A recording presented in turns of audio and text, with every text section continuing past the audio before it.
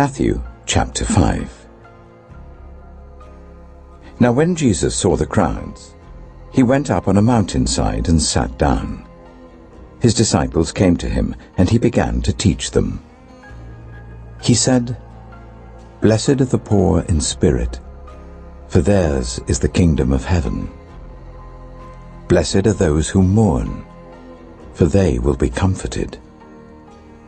Blessed are the meek, for they will inherit the earth.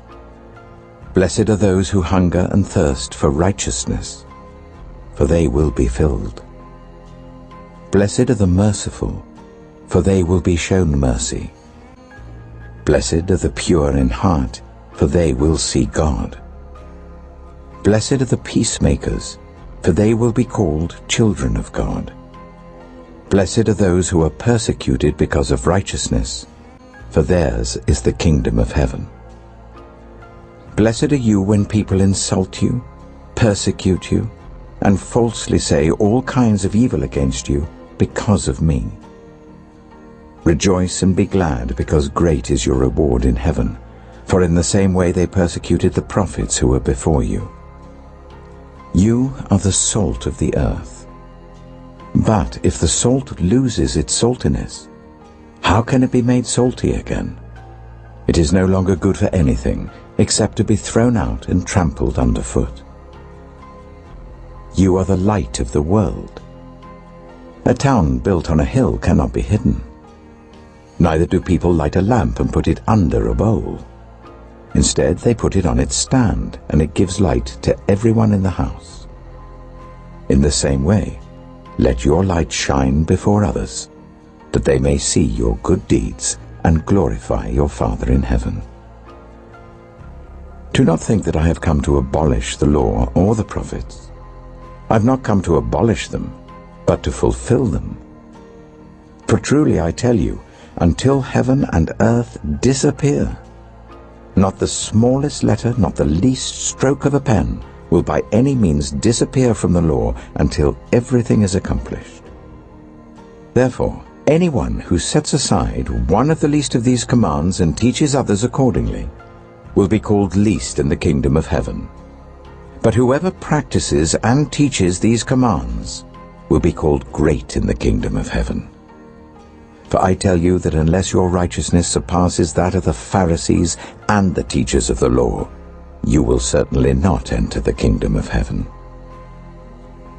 You have heard that it was said to the people long ago, 'You shall not murder, and anyone who murders will be subject to judgment.'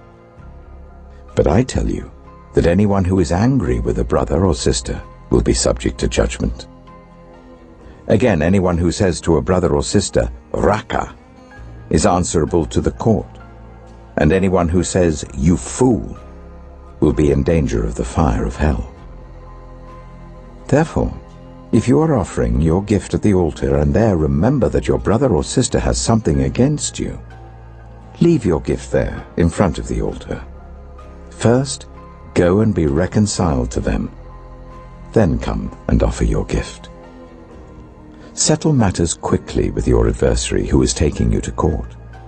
Do it while you're still together on the way, or your adversary may hand you over to the judge, and the judge may hand you over to the officer, and you may be thrown into prison. Truly I tell you, you will not get out until you have paid the last penny. You have heard that it was said, 'You shall not commit adultery.' But I tell you that anyone who looks at a woman lustfully has already committed adultery with her in his heart. If your right eye causes you to stumble, gouge it out and throw it away. It is better for you to lose one part of your body than for your whole body to be thrown into hell. And if your right hand causes you to stumble, cut it off and throw it away. It is better for you to lose one part of your body than for your whole body to go into hell. It has been said, anyone who divorces his wife must give her a certificate of divorce. But I tell you that anyone who divorces his wife except for sexual immorality makes her the victim of adultery, and anyone who marries a divorced woman commits adultery. Again, You have heard that it was said to the people long ago, "Do not break your oath, but fulfill to the Lord the oaths you have made." But I tell you, do not swear an oath at all, either by heaven, for it is God's throne, or by the earth, for it is his footstool, or by Jerusalem, for it is the city of the great King. And do not swear by your head, for you cannot make even one hair white or black. All you need to say is simply yes or no. Anything beyond this comes from the evil one. You have heard that it was said, "Eye for eye and tooth for tooth." But I tell you, do not resist an evil person. If anyone slaps you on the right cheek, turn to them the other cheek also.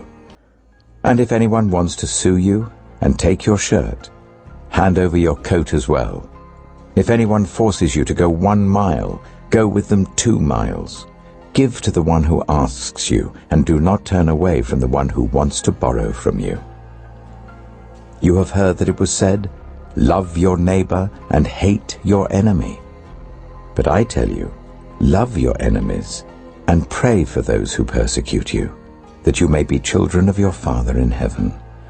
He causes his sun to rise on the evil and the good, and sends rain on the righteous and the unrighteous. If you love those who love you, what reward will you get?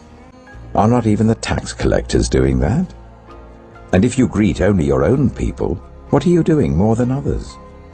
Do not even pagans do that? Be perfect, therefore, as your heavenly Father is perfect.